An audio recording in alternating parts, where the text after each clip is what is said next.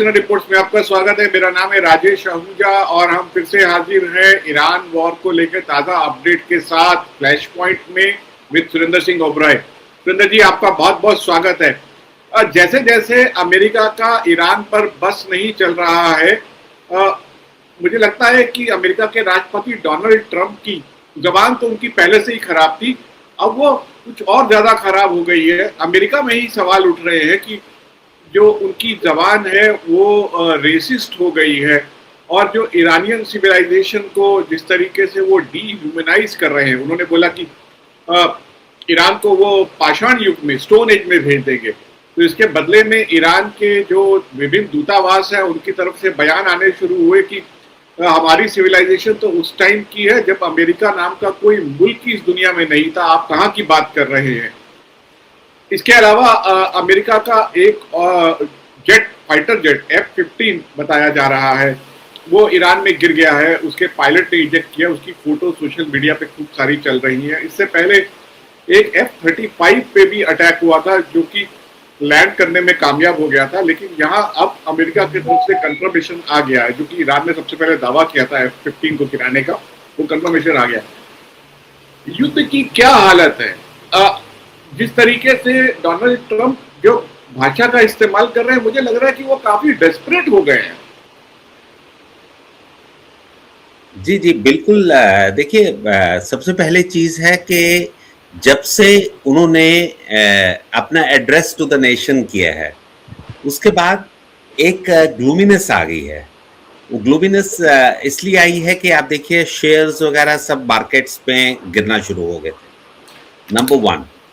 Number two, एक महंगाई का इन्फ्लेशन दोबारा शुरू हो गया है एंड पीपल हैव टू पे extra money for everything, food, petrol, oil, जो भी गैस वगैरह का है एक्स्ट्रा होता जा रहा है और एक ग्लोबल इफेक्ट हो गया है।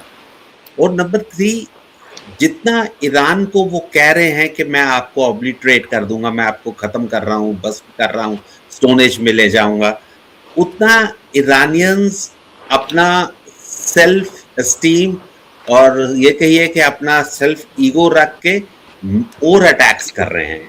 इनफैक्ट आज काफी मैसिव मिसाइल्स और ड्रोन्स हुए हैं और थ्रू आउट गल्फ कंट्रीज में हुए हैं, जहां दोबारा आग वगैरह भी लग गई है। लेकिन सबसे बड़ी खबर तो यही है जो अभी आप बता रहे थे कि जो ये यूएस फाइटर जेट है which has been shot down in Iran. और राजेश जी, याद रहे आज 35वां दिन है वॉर का। आपने सेंट्रल कमांड की बात की। जो अमेरिका का कंडक्ट है वॉर को लेकर, खासतौर पर पॉलिटिकल लीडरशिप जिस तरीके से वहां के जनरल्स और एडमिरल्स और या एयर चीफ्स के साथ व्यवहार कर रही है, वो अपने आप में एक कहानी कहता है। In the middle of war, पीट हेग्सेथ ने, जो अमेरिका के डिफेंस कम वॉर सेक्रेटरी हैं, उन्होंने आर्मी के चीफ को हटा दिया है और एक गणना के हिसाब से ये ऐसी 24वीं फायरिंग है, हटाया गया है जब से पीट हेग्सेथ जो है मिनिस्टर बने हैं, सेक्रेटरी बने हैं, तब से ऐसा 24वीं घटना है जब किसी आर्मी के या एयरफोर्स के या नेवी के बड़े अधिकारी को इस तरीके से हटाया गया है। लेकिन युद्ध के बीच में हटाना ये अपने आप में एक बहुत बड़ा सवाल है। ऐसा कहा जा रहा है, बहुत सारे कयास लगाए जा रहे हैं कि शायद आर्मी चीफ डोनाल्ड ट्रंप के किसी ऐसे ऑपरेशन के लिए तैयार नहीं थे जिसमें अमेरिका का जान माल का बहुत बड़ा नुकसान होने का अंदेशा था, या उसका कोई स्ट्रेटेजिक ऑब्जेक्टिव नहीं था। लेकिन क्योंकि वो डोनाल्ड ट्रंप की जिद की वजह से प्लान किया जा रहा था, मोस्ट लाइकली इशारा जो है वो खर्ग आइलैंड के कब्जा करने का है, या फिर ईरान के जो यूरेनियम का जो भंडार है, एनरिच यूरेनियम का, उसको वहां से निकालने का है एक कमांडो ऑपरेशन के जरिए। बहुत ही आउटरेजियस ऑपरेशन दोनों बताए जा रहे हैं। तो आर्मी चीफ का हटाना अपने आप में एक बहुत बड़ा संकेत है कि कहीं ना कहीं फिक्शन है इस वॉर के कंडक्ट को लेके अमेरिका। जी जी, ये तो आर्मी चीफ का है जिसे उन्होंने बताया कि वो इमीडिएटली रिटायर हो गए और एक हटा दिया है। अब देखिए दूसरा जो उन्होंने हटाया वो अटॉर्नी जनरल को हटा दिया है। और शायद उस पे शक किया जा रहा है कि वो एप्स्टाइन फाइल्स वगैरह के बारे में कोई बात है। तो कहीं ना कहीं फ्रस्ट्रेशन आ चुकी है, जो मैं कहूँ डोनाल्ड ट्रंप को, और वो कुछ ऐसी डिसीजंस लेना शुरू हो गए हैं जहां वो he is trying to, I shouldn't say revenge, but एक अपना सेफ स्किन करना चाहते हैं और प्रूव करना चाहते हैं कि नहीं, व्हाट जो मैं कर रहा हूँ वो कंट्री के फ्यूचर के लिए बेटर है। जो उन्होंने अपनी स्पीच में भी बोला था कि उनको हमने अपने ऑब्जेक्टिव्स पूरे करने हैं, और वो बार बार रिपीट कर रहे थे कि ईरान अब न्यूक्लियर वेपन्स वगैरह नहीं बना पाएगा, and we are still going to continue for 3 to 4 weeks का होगा। लेकिन ये तो इंटरनल डिस्टर्बेंसेस काफी हैं, डिवाइड है विद इन रिपब्लिकन्स भी डिवाइड है। और देखिए पहली बार ऐसा हो रहा है कि जहां पे एक्सटर्नल वॉर पे निकले हैं अमेरिकन। पहले क्या होता था, चाहे आप अफगानिस्तान का देख लीजिए या उससे पहले इराक का देख लीजिए, वो इन कॉन्फिडेंस लिया करते थे वेस्टर्न कंट्रीज को, नाटो को कॉन्फिडेंस में लेते थे, यूनाइटेड नेशंस को कॉन्फिडेंस में लेते थे, और उसके बाद इश्यूज अपना बना के उसके लॉन्च करते थे। कहीं legally they were, he would try to protect themselves legally, चाहे वो गलत कर रहे थे लेकिन एक लॉ को यूज कर रहे थे जो लॉ ऑफ वॉर है। पर यहाँ पे तो 100 लॉ मेकर्स ने, और मोस्टली अमेरिकन हैं उसमें, जिन्होंने ये लिखा है कि आप वायलेशन ऑफ वॉर रूल्स कर रहे हैं, और एक बड़ी सी लेटर लिखी है सिग्नेचर्स करके कि आप these are war crimes what you are doing. तो उनके ऊपर काफी अटैक हो रहा है, और मुझे लगता है आगे कुछ केसेस भी लोग करेंगे सिविलियंस जो है वहां पे यूएस में, क्योंकि वहां की डेमोक्रेसी काफी रिवर्बर्टिंग है, और वहां सुनाई भी काफी ज्यादा होती है। पर इस वक्त अगर आप देखें कॉन्फ्लिक्ट का, जो मैं कह रहा था कि 35th डे है आज, ये बहुत वाइडन हो गया है, और दोबारा गल्फ कंट्रीज के ऊपर अटैक होना शुरू हो गया है। आज जैसे कुवैत में एक ड्रोन अटैक हुआ है, और कहते हैं काफी जबरदस्त अटैक हुआ है, और ये जो इनका बिगेस्ट रिफाइनरी है, ये तीसरी बार इस महीने में आग लगी है, और ये one of the largest middle east की रिफाइनरी है, जिसकी कैपेसिटी शायद 3.5 लाख बैरल्स पर डे पे निकलते हैं। तो इनका जो कुवैती पेट्रोलियम कॉरपोरेशन है, उन्होंने ये कहा है कि हम आग बुझा रहे हैं, तो कंट्रोल नहीं कर पाए हैं अभी तक। तो कुवैती अथॉरिटीज काफी वरीड है, क्योंकि ईरान ने अब बोल दिया है कि अगर अमेरिकन हमारे पावर प्लांट्स वगैरह को डिस्ट्रॉय करेंगे, हम आपके वाटर डिसैलिनेशन और पावर प्लांट्स को डिस्ट्रॉय करेंगे। देखिए याद रहे 90% जो पानी है वो सी से आ रहा है इन गल्फ कंट्रीज में, और अगर 1 या 2 भी डैमेज हो गए, उनका जो मटेरियल डैमेज हो गया, उनके लिए सोचिए कितना मुश्किल हो जाएगा लाने के लिए और इंपोर्ट कराने के लिए। ऑलरेडी कॉस्ट ऑफ वॉर इतना मैसिव बिलियन ऑफ डॉलर्स में चली गई है, और अगर पावर प्रोजेक्ट्स पे उनके अटैक हो जाता है, वहां तो इतनी गर्मी होती है दिन के टाइम पे कि मुश्किल हो जाएगा लोगों को, जो कि so much use to the luxuries है वहां पे। तो इस चीज को Iran knows how to use it in their war as their weapons. तो एक बड़े समझदारी तरीके से ईरान ये चीजें कर रहा है। और अब जैसे कल एक अमेरिकन ने, जो डोनाल्ड ट्रंप ने अपने ट्रुथ उस पर लिखा था, एक लार्जेस्ट ब्रिज ईरान का उन्होंने डिस्ट्रॉय किया था। आज ईरान ने 8 ब्रिजेस जो गल्फ कंट्रीज के, उनकी लिस्ट बना के भेज दी है। और इसी तरह अबू धाबी में भी काफी लॉस हुआ है, वहां वो डेब्रीज गिरे हैं गैस फैसिलिटी के ऊपर। जब वो इंटरसेप्शन करते हैं तो वो काफी उनके होते हैं।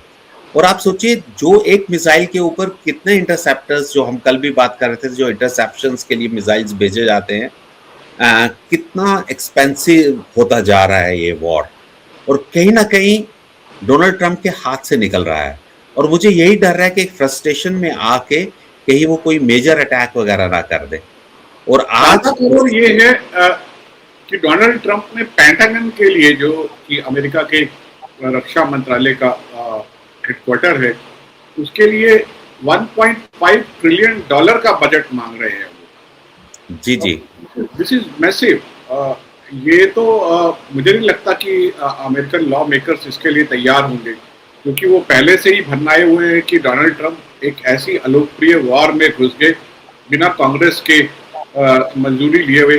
हालांकि राष्ट्रपति कांग्रेस की छोटी मोटी वॉर के लिए मंजूरी नहीं लेते, लेकिन जिस तरीके से ये वॉर खिंच गई है, मुझे लगता है कि एग्जीक्यूटिव और कांग्रेस की पावर्स के बीच में जो पुरानी तसल है वो फिर से उभर कर आएगी।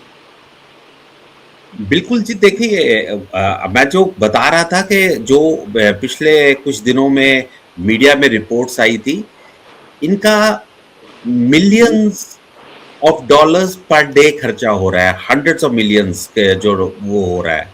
तो आप सोचिए 35 डेज ऑलरेडी हो चुके हैं और कितनी मैसिव मूवमेंट हो चुकी है लोगों की वहां पे, आई मीन सिक्योरिटी ट्रुप्स वगैरह की। और सिमिलरली आप देखिए डेथ्स कितनी होती जा रही है, इंफ्रास्ट्रक्चर कितना डिस्ट्रॉय हो रहा है। और इंफ्रास्ट्रक्चर एक कंट्री का नहीं हो रहा है या दो कंट्रीज का नहीं हो रहा है, ये more than a dozen countries are getting involve in it. अब जितने भी गल्फ कंट्रीज हैं, प्लस इजराइल में, प्लस लेबनान में, आप देख लीजिए हर जगह पे अटैक हो रहा है। और ईरान का तो कैजुअलिटीज का तो नंबर का कोई हिसाब ही नहीं है, कोई तो थाउजेंड्स में उनकी डेथ्स हो चुकी हुई है, कोई 26,000 कह रहे हैं, कोई कुछ कर रहे हैं। तो it's raising the tempers of the war, और ये रीजनल टेंशन इतनी ज्यादा स्प्रेड हो गई है। अब देखिए लेबनान की कोई बात भी नहीं ज्यादा कर रहा है, और वहां पे इजराइल और इजराइल ने अंदर जाके वहां पे dozens of civilians have been killed along with Hezbollah fighters जो भी है। बट खाली हिजबुल्लाह फाइटर्स नहीं है, इनफैक्ट मुझे लग रहा है कि मिलिट्री टारगेट्स 50% है और 50% सिविलियन टारगेट्स वहां पे होते जा रहे हैं। और लोग तो इतने वहां पे डिस्प्लेस्ड हो गए हैं कि कहने की कुछ हद ही नहीं। अल जजीरा जो इंडिकेट कर रहा था कि कह रहा था 2000 पीपल हैव बीन किल्ड और 26,000 वुंडेड है ईरान में, उनका एक वो फिगर था। और इसी तरह जो रेड क्रिसेंट सोसाइटी है ईरान की, they were giving more number of people who have been killed, क्योंकि वही वो लोग हैं जो एम्बुलेंसेस वगैरह लेके लोगों को वहाँ इवैक्यूएट कर रहे हैं और हॉस्पिटल्स में ले जा रहे हैं। वहाँ शॉर्टेज ऑफ ब्लड हो रहा है, शॉर्टेज ऑफ मेडिसिन हो रहा है। बेड जो ईरान की इंटरनल रिपोर्ट्स बड़ी लिमिटेड आ रही हैं, और एक ह्यूमैनिटेरियन क्राइसिस बढ़ता जा रहा है उस चीज पे। और despite that they continue to fight. तो अब उम्मीद है यूनाइटेड नेशन सिक्योरिटी काउंसिल की जो वो वोट करने वाले थे ऑन हार्मोस एक्शन पे, लेकिन वो पोस्टपोन हो गई है सैटरडे तक। दैट मीन्स कल हो जाएगी, आज होनी थी। लेकिन इसमें सबसे इम्पोर्टेंट चीज है कि इंडिया ने भी पार्टिसिपेट किया है जो यूके लेड एफर्ट्स हुए थे, क्योंकि जब से डोनाल्ड ट्रंप ने इनको बोला है कि this is your baby, this is your fight, you fight on your own, आपने क्या करना है, सिक्योरिटी अपनी स्टेट ऑफ हार्मोज और गल्फ शिपिंग चैनल्स की कैसे करनी है, उस पर हमारे कंट्री के फॉरेन सेक्रेटरी विक्रम मिस्री ने भी पार्टिसिपेट किया था कल। और एक अच्छी इंपॉर्टेंट मीटिंग थी और उनके अच्छे रिमार्क्स भी आए थे उसमें। उन्होंने बोला है कि हमारा जो इंडिया है that has been directly affected, काफ़ी इम्पैक्ट है क्राइसिस का। और हमारे देखिए वी हैव लॉस्ट जो हमारे सिफर्स थे जो सी में आई मीन जब अटैक्स हुए हैं शिप्स पे, मर्चेंट शिपिंग्स पे शुरू में, उसमें 3 या 4 हमारे इंडियंस की डेथ्स भी हुई थी। और एक तो वो वरीड है, एक हमारे 1 करोड़ आदमी जो है जो बाहर गल्फ कंट्रीज में है, उनके बारे में भी वो बात कर रहे थे। तो वो कह रहे थे कि क्राइसिस को डी एस्केलेट करने के लिए एक डिप्लोमेसी और डायलॉग का होना बहुत ज़रूरी है। तो यूके की एक सक्सेसफुल मीटिंग रही है। यूके फॉरेन सेक्रेटरी जो कूपर थे, उन्होंने कहा है कि मोस्ट प्रॉब्ली वो शायद अपनी बातचीत भी ना शुरू कर दें, क्योंकि एडवांटेज इनको मिल रहा है। जितना डोनाल्ड ट्रंप उनके अगेंस्ट बोलेंगे, ईरान उतना उनको कैप्चर करने की कोशिश करेगा। यहाँ तक जो आप बता रहे थे फ्रेंच की बात, मोस्ट प्रॉब्ली उनके शिप्स को भी अलाउ किया जाएगा, ईरान कर देगी वहां से क्रॉस करने के लिए। तो एक इंटरेस्ट डोनाल्ड ट्रंप का जिस तरीके से जब वो राष्ट्रपति बने थे और जिस तरीके से यूरोपियन नेता जो हैं उनके पलक पावड़े बिछाकर बैठे हुए थे उनके स्वागत के लिए, उनसे मिलने जा रहे थे और उनको गुड ह्यूमर में रख रहे थे। लेकिन अभी जो फ्रांस के राष्ट्रपति इमानुएल मैक्रों के साथ उनकी झड़प हुई है, जुबानी झड़प हुई है, वो एक इशारा है कि ट्रंप से अब लोगों का धैर्य चूक रहा है, क्योंकि डोनाल्ड ट्रंप ने मजाक उड़ाया एक घटना को लेकर, मैक्रो का और उनकी पत्नी के बीच में एक वीडियो रिलीज हुआ था जिसको लेकर उन्होंने मजाक उड़ाया। उसके बाद मैक्रो ने ये कहा, जो कि वो साउथ कोरिया के दौरे पर हैं, वहां पे उन्होंने ये कहा कि मैं इस पर टिप्पणी करके इसे डिग्निफाई नहीं करूंगा, और साथ में उन्होंने कहा कि डोनाल्ड ट्रंप जो है ये बार बार जो है अपना बयान बदल रहे हैं, ये ठीक बात नहीं है। He literally snapped back at Donald Trump. हाँ, देखिए यही तो आप देखिए फर्क देख लीजिए दोनों की स्टेटमेंट का। उनकी जो स्टेटमेंट थी वो स्टेट्समैन की तरह थी, एक डिप्लोमेट की तरह थी मैक्रोन की, और इनकी देखिए बड़ा चाइल्ड लाइक या चाइल्डिश टाइप की जो है वो होने की है। अब क्या पर्सनल बातें करनी जबकि सिचुएशन एक ऐसी है, आपको तंज देना, उन्हें हर बात पे I mean he is trying to play like a kids glow करके करने के लिए, और ये समझ नहीं रहे हैं कि one wrong step can lead into a nuclear war also. तो उस चीज का थोड़ा सा ध्यान रख के एक रिस्पॉन्सिबल पर्सन जो सब चीज के लिए रिस्पॉन्सिबल है इस प्रेजेंट सिचुएशन के लिए, he needs to become mature and work along with his advisors. But ये I think he shoots from the hip, I would say. वो समझ नहीं आती कि कहाँ से बात कर रहे हैं, क्या क्या कह जाते हैं।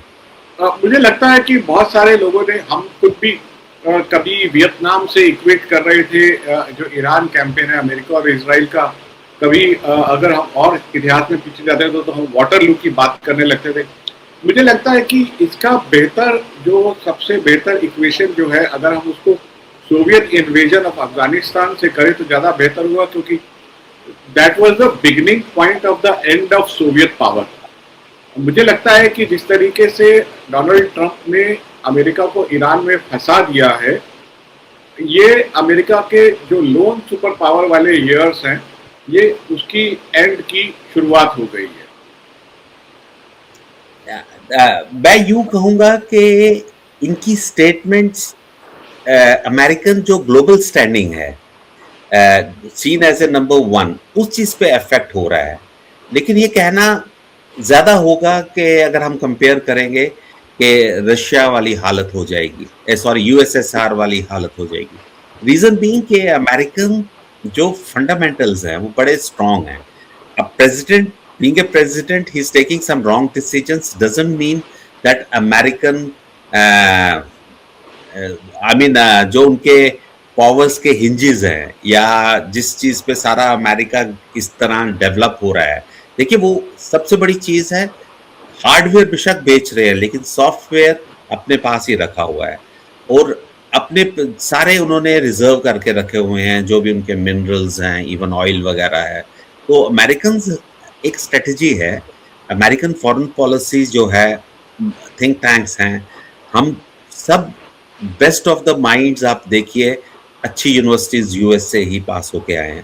तो it will be too early to जज यूनाइटेड स्टेट्स के उनका डाउनफॉल इमीडिएटली शुरू हो गया है। It could be a temporary setback, but US will still remain quite big. लेकिन ये मुझे लगता है कि खतरे की घंटी तो है ही अमेरिका के लिए। सुरेंद्र जी, बहुत बहुत शुक्रिया इस अपडेट के लिए। और ताज़ा खबर मैं दर्शकों आपको बता देता हूँ, वॉशिंगटन पोस्ट ने अभी अभी खबर शुरू की है जिसमें कहा गया है कि ईरान जो है, क्योंकि उसको समझ में आ गया है कि डोनाल्ड ट्रंप जो है इस मामले में फंस गए हैं, वो बहुत ही हार्ड बार्गेन जो है वो कर रहा है इस पूरे मसले पर। देखते हैं, उम्मीद करते हैं कि ये बार्गेन कामयाब हो, हार्ड हो या सॉफ्ट हो। उम्मीद करते हैं कि ये युद्ध जल्दी से जल्दी खत्म हो, क्योंकि इससे पूरी दुनिया को दिक्कत हो रही है। इस अपडेट के लिए बहुत बहुत शुक्रिया Surendra ji. Thank you Rajesh ji.